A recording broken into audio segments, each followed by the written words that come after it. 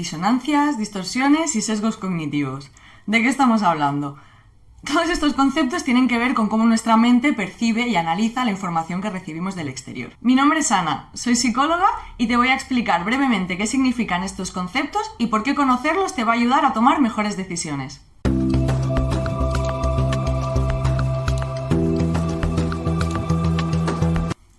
Vamos a ver. Lo que llamamos vida es un conjunto de experiencias que están formadas en base a las relaciones que tenemos con el mundo exterior.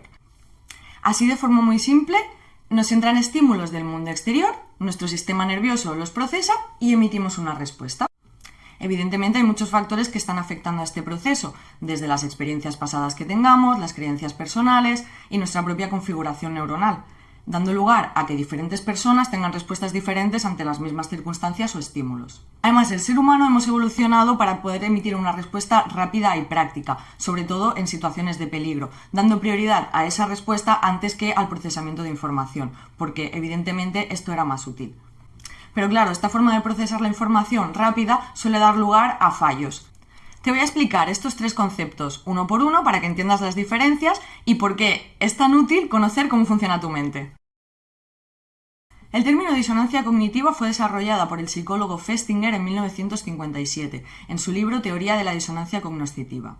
Y viene a explicar por qué, amiga, te engañas a ti misma cuando tú sabes que no es ahí, pero sigues ahí. Ya me entiendes. La definición teórica hace referencia al estado de tensión o incomodidad que sentimos cuando nuestras acciones entran en conflicto con nuestros valores o creencias. La teoría de Festinger lo que propone es que al haber este choque entre la creencia o norma y nuestro propio comportamiento, el cerebro se ve automáticamente forzado a generar nuevas creencias que encajen con las acciones que estamos llevando a cabo y así reduzcan la tensión y sea todo más coherente. Es decir, amiga, tú sabes que está mal, porque lo sabes, pero lo sigues haciendo, por lo que sea, da igual, tú ahí lo sigues haciendo. Y claro, pues hay una tensión dentro de ti, porque hay algo que no encaja, hay algo que no está bien. Tú piensas una cosa, pero haces otra. Entonces, ¿qué hace tu cabeza? Porque tu cabeza lo que quiere es lo mejor para ti, lo que tu cabeza quiere es protegerte, que no sufras. Lo que tu cabeza dice, pues me engaño a mí misma, me hago trampas y me creo un pensamiento nuevo que me encaje con lo que estoy haciendo para así yo poderme quedar tranquilita y verme otro capítulo de Netflix. Es decir, somos capaces de creernos cosas que a lo mejor en otras circunstancias no nos creeríamos y que sabemos que van en contra de lo que realmente sabemos que está bien o sentimos por dentro, con tal de mantener esta tranquilidad o este equilibrio en nuestra vida. Porque principalmente lo que quiere tu cerebro es que sobrevivas y que gastes el mínimo de energía posible. Festinger demostró la existencia de la disonancia cognitiva con un experimento muy sencillo. Cogió a un grupo de sujetos y les pidió que hicieran una tarea muy aburrida. Posteriormente, dividió al grupo en tres grupos.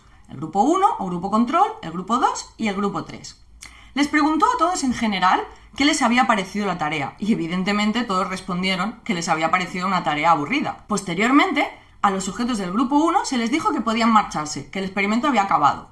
A los sujetos del grupo 2 se les dijo que fuera de la sala donde estaban haciendo el experimento había una persona que posteriormente iba a entrar y iba a hacer la misma tarea que habían hecho ellos. Y que les tenían que decir que había sido una tarea divertida, porque no estaba del todo motivada esa persona. Para que le dijeran que la tarea había sido divertida, les iban a dar $1. Al grupo 3 se les propuso lo mismo que al grupo 2, pero en vez de darles $1, se les dieron $20. Y después, encima, al grupo 2 se les dijo que al grupo 3 se les había dado más dinero. Una semana más tarde, Festinger llamó a todos los participantes del experimento a su despacho y les preguntó que les había parecido la tarea. Los sujetos del grupo 1 y del grupo 3 volvieron a repetir que les había parecido una tarea aburrida. ¿Pero qué pasó con los sujetos del grupo 2? Sorprendentemente, los sujetos del grupo 2, a los que, recordad, se les había dado $1 por decir que la tarea había sido divertida, dijeron que la tarea había sido divertida. ¿Cómo puede ser esto? La explicación que Festinger da a esto es que los sujetos del grupo 2, al saber que habían recibido menos dinero, no tenían una justificación externa para cambiar su comportamiento. Es decir, $1 es insuficiente, no tiene sentido que mienta por $1. Sin embargo, los que habían recibido $20 sí que tenían una justificación externa para justificar su comportamiento, habían recibido dinero por ello. Por tanto, lo que concluyó es que al no existir una causa externa que justifique este comportamiento, es más fácil que el cerebro cambie las creencias para adaptarse a él. Los seres humanos tenemos la necesidad de que nuestras creencias, nuestras actitudes y nuestras conductas sean coherentes entre sí. Y cuando esto no está alineado, sentimos un malestar muy fuerte. Entonces el cerebro, como decíamos, no quiere que sufras y lo que hace es crear cualquier mecanismo de defensa para que tú puedas seguir adelante. Voy a ponerte un ejemplo. Yo me considero ecologista y a favor de la defensa del medio ambiente. Sin embargo, muchas veces utilizo envases de un solo uso o de plástico. En estos momentos se crea una tensión dentro de mí porque esto va en contra de alguna forma de mis valores o de lo que creo que es correcto. Para reducir esta tensión, lo que hace mi cerebro es autoengañarme y decirme que, bueno, es que no tengo tiempo, es que no tengo otra forma de hacerlo, o es que todos los demás también lo hacen. Y así se reduce esta tensión y yo puedo seguir viviendo un poquito más tranquila. Como te puedes dar cuenta, esto a largo plazo no es sostenible, porque tú sabes, en el fondo, que lo que estás haciendo no es lo que quieres o lo que deberías hacer. Y esto puede ir generando mucha tensión si no se revisa. Ahora vamos a hablar de las distorsiones cognitivas.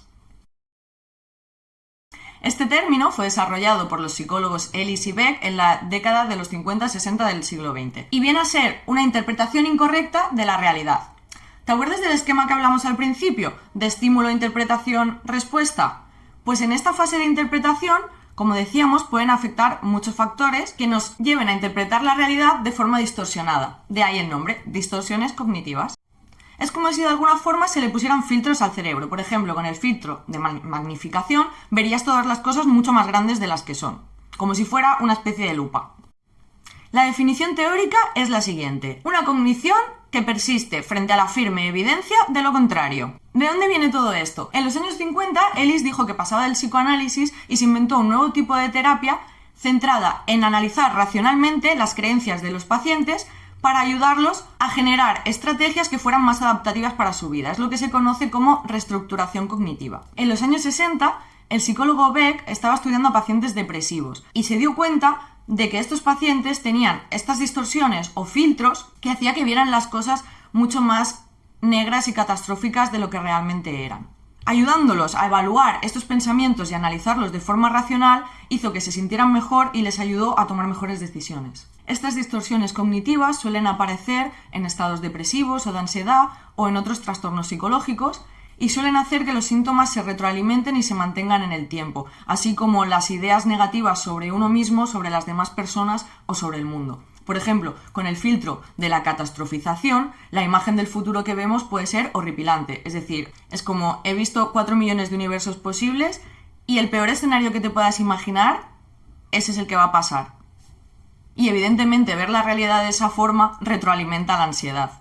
El concepto de distorsión cognitiva pertenece al ámbito de la terapia cognitivo-conductual y el objetivo de esta terapia, simplificando mucho, es revisar las creencias del paciente y modificarlas para que recupere su bienestar emocional. Es decir, te ayudarían a ir quitando todos estos filtros, por ejemplo, nadie me quiere, a mí todo me sale mal, la vida no tiene sentido, y a ver la realidad con mucha más claridad y poder tomar así mejores decisiones. Algunas de las distorsiones cognitivas más habituales o más conocidas son la personalización, por ejemplo, creer que todo lo que pasa alrededor es por mí, es decir, veo a un grupo de personas que se está riendo, se ríen de mí, evidentemente, ¿no? Canta un pajarito, pues me está cantando a mí, evidentemente. El pensamiento dicotómico, que sería pensar en blanco y negro, ni matices ni matizos, una cosa u otra, no hay más. O, por ejemplo, la adivinación del pensamiento, es decir, yo sé que me ha dicho guapa, pero en realidad no está pensando eso. O lo que piensa la frutera, yo lo sé también. Todo lo que piensa a mi alrededor, lo sé. Más ejemplos de distorsiones cognitivas serían la sobregeneralización, la minimización, la maximización, el etiquetaje, los deberías. Si te interesa saber más sobre distorsiones cognitivas, tienes más información en este otro vídeo. Ahora vamos a ver qué son los sesgos cognitivos. Un sesgo cognitivo es un error sistemático y predecible en el procesamiento de la información, que afecta a la toma de decisiones. Este término fue introducido por los psicólogos Kahneman y Tversky en 1972. Este concepto surgió cuando estos psicólogos se dieron cuenta de que las personas somos incapaces de razonar intuitivamente números muy grandes. Tanto estos investigadores como otros posteriormente demostraron la existencia de estos patrones de pensamiento que hacían que las decisiones de las personas no fueran lo que se esperaría según la teoría de la elección racional. La teoría de la elección racional es un marco propio de la ciencia política y de la economía y viene a decir que las personas tomamos decisiones racionales. Kahneman siguió con sus experimentos los años siguientes, profundizó en el tema y lo extendió a otras áreas, como la política, la medicina o la economía. Y de hecho, por estas contribuciones a la economía, ganó el Premio Nobel de Economía en 2002. Posteriormente se ha sugerido la idea de considerar estos sesgos no como errores del sistema, sino como atajos que utiliza nuestro cerebro para tomar decisiones de forma más rápida, sobre todo en situaciones cuando no hay demasiada información disponible. Un ejemplo muy claro de esto es cuando una persona que consideramos experta nos da una explicación sobre un tema. Automáticamente lo que nos está contando lo consideramos verdadero, porque no tenemos ni tiempo de analizar toda esa información por nosotros mismos para comprobar si lo es, y tenemos que tomar una decisión rápida. Por ejemplo, como cuando un médico nos está dando explicaciones en la consulta. Y por ejemplo, también solemos juzgar el poder adquisitivo de una persona por la vestimenta que lleva y su aspecto físico. Aunque la mayoría de conclusiones que sacamos con estos atajos o sesgos en la vida diaria suelen ser acertadas, a veces cometemos errores y a veces tienen consecuencias. Creo que puede ser muy útil conocer estos atajos o sesgos y estar alerta, en particular cuando tenemos que tomar decisiones importantes. Por ejemplo, el sesgo de confirmación es la tendencia a buscar y seleccionar especialmente aquella información que va a confirmar nuestras creencias previas. A veces estos sesgos cognitivos pueden confundirse con falacias lógicas, pero no son exactamente lo mismo. Una falacia se deriva de un error en un argumento lógico, mientras que un sesgo es un error propio del funcionamiento del cerebro. En otro vídeo hablaremos de falacias lógicas porque también me parece un tema súper interesante y que puede dar mucho de sí. Si te interesa, dímelo en los comentarios y haremos vídeo. Hay muchísimos sesgos cognitivos y algunos son más conocidos que otros y hay más literatura científica. Por ejemplo, algunos de los que más se conocen son la aversión a la pérdida, sobre todo muy importante o muy estudiado en economía, el efecto Dunning-Kruger, o por qué los tontos se creen más listos normalmente, o el efecto espectador, o por qué cuanta más gente hay, menos probable es que intervengas para ayudar en una situación de emergencia. Si te interesa este tema de los sesgos cognitivos, dímelo en los comentarios y haré vídeos detalladamente hablando de cada uno de ellos. Conclusiones. Disonancia cognitiva. Un conflicto entre mis creencias y mis acciones. Distorsión cognitiva. Patrones de pensamiento inexactos que afectan a cómo percibo la información, distorsionándola. Sesgo cognitivo. Un error sistemático en el procesamiento de la información que nos ayuda a tomar decisiones rápidas, pero que a veces nos lleva a errores.